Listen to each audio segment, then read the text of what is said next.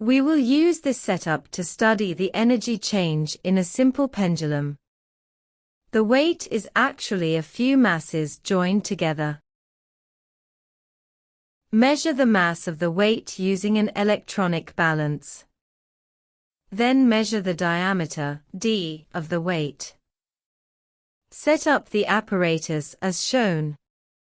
Align the light gate with the pendulum, so that the weight will block the light beam of the light gate when it is at its lowest position. Pull the weight to one side while keeping the string tight.